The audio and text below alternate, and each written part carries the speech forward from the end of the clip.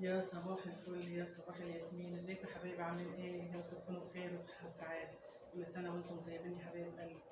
يا رب كده تكونوا عيدتم واتبسطتم وكلتوا اللحمة وهيصتوا وشهيصتوا. معلش بقى اعذرونا، انا بقالي 3 ايام ما نزلتش فيديوهات من قبل الوقفة بيوم. معلش والله بقى يوم الوقفة طبعا ده كان تكبيرات اللهم صل على النبي وعبادة بقى وصوم، وكنا يعني ايه مريحين في اليوم ده. اللهم صل على النبي. وتاني يوم بقى العيد بقى، وناس بتعيد وناس جايه وناس راحه. وانتوا طبعا عارفين بقى العيد ومقدركم العيد. وامبارح طبعا والله ما قدرت اصور فيديوهات، يعني صراحه كده هبطت وقلت ما ايه مش معمل فيديو، مش قادره اصور النهارده. فالنهارده بقى تالت يوم العيد هنعمل بقى فيديو كده بسيط. هنعمل شويه محشي وهنعمل حته لحمه وهنعمل الفيديو مع بعض. يلا مش هحرق لكم الفيديو بقى، هنشوف هنعمل ايه. يلا يا حبايبي، كل سنه وانتم طيبين، يا رب تكونوا عيطتوا كده واتبسطتوا وبصحه وخير وسعاده يا رب. يلا بينا يا حبايبي بقى على المطبخ نشوف هنعمل ايه النهارده. يلا.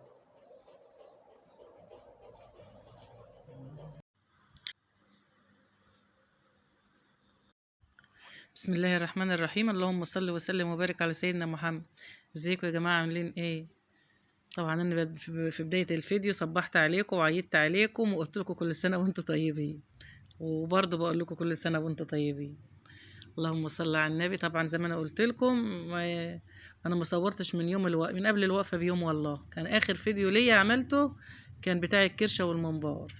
من يومها ما نزلتش فيديوهات. ليه؟ جه تاني يوم الجمعه اللي هي كانت وقفه عرفات، طبعا بقى صومنا وتكبيرات في اليوم دوت بقى ما نزلتش فيديوهات خالص. خلصت يا ماما؟ ربع ساعه كده بس ولا 10 دقايق يا محمود. فطبعا يوم الوقفة ده ما نزلتش فيديوهات بقى خالص، كنا مريحين. وجت تاني يوم العيد برضو قلت ايه، عيد والله لا انا مريحة النهاردة ولا عاملة اي حاجة خالص، يعني هخليني النهاردة كده بعيد عن اليوتيوب خالص النهاردة، نعيد بقى.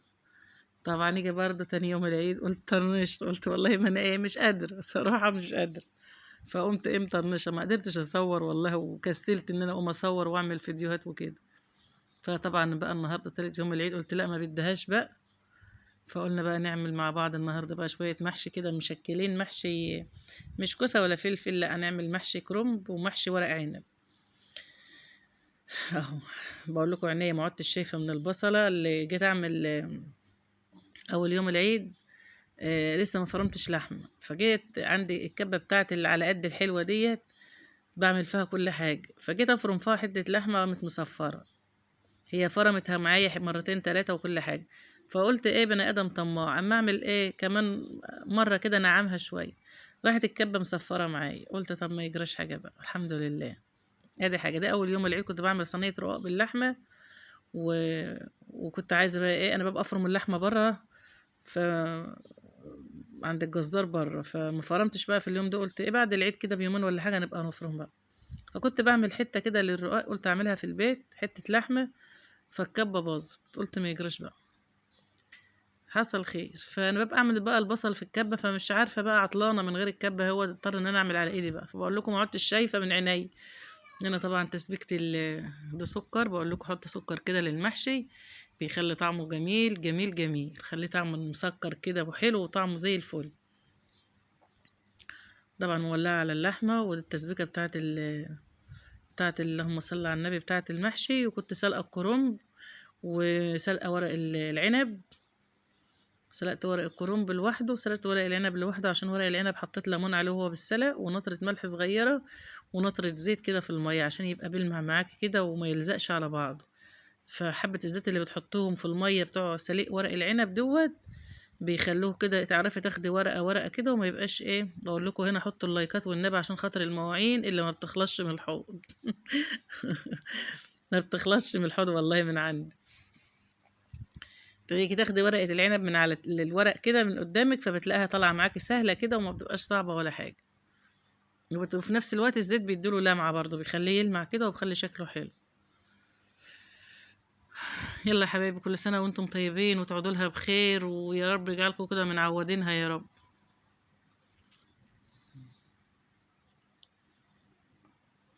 انا بقى شوفوا بقول لكم الحوض مش بيخلص من مواعين ولا من ازايز ولا من كوبايات هنطلع بقى ناخد عدة المحشي بتاعتنا ديت ونقعد في الصالة بقى نحط الطولية، لان انا طبعا ما بقدرش اقف. عندي ظهري تعبني اليومين دول وما بقدرش اقف والله. فطبعا محدش بيعمل المحشي اصلا وهو واقف، يعني ده مش شيء طبيعي يعني.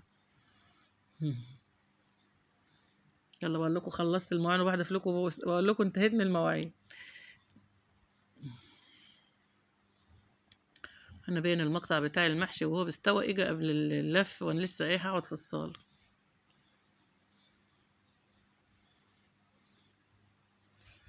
انا بقول لكم حلتين محشي هما زي العسل، شوفوا.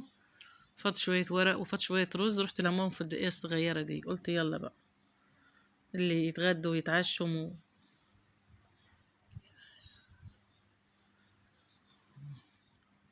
هنا بقى ايه لسه، شوفوا بقى المقطع بتاع المحشي جه الاول وانا لسه هنا هغسل الرز واطلع اعمل مش يجرى حاجه بقى، عدوهالي. هنا لسه هغسل بقى الرز اهوت واطلع اقعد في الصاله نلف المحشي.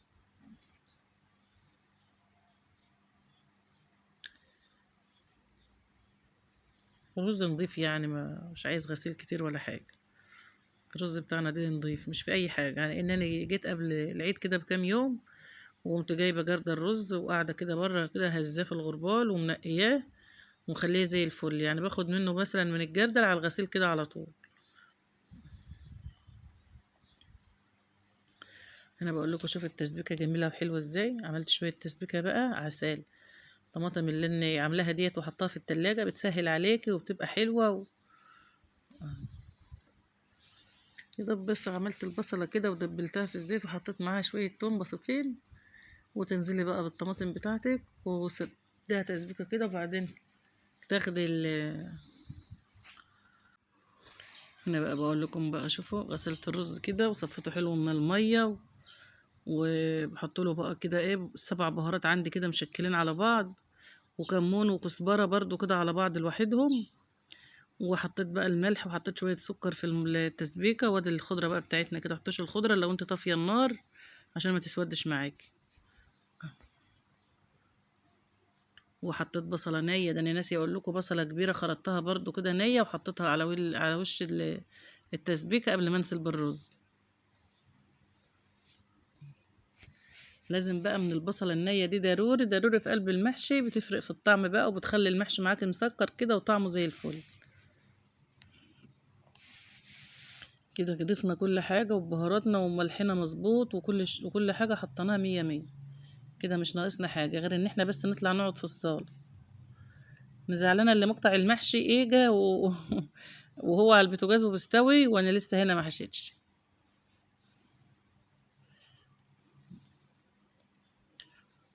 كنت غسلت بقى المواعين وغرقانه في الميه. هنا بقى شوفوا بقى المحشي جميل ازاي، الخلطه بتاعه المحشي دي جميله جميله، ما والله ما يعني الكاميرا ظلمها والله. وهنا بقول لكم بقى شويه خلطه عسل يستاهلوا بقكم والله.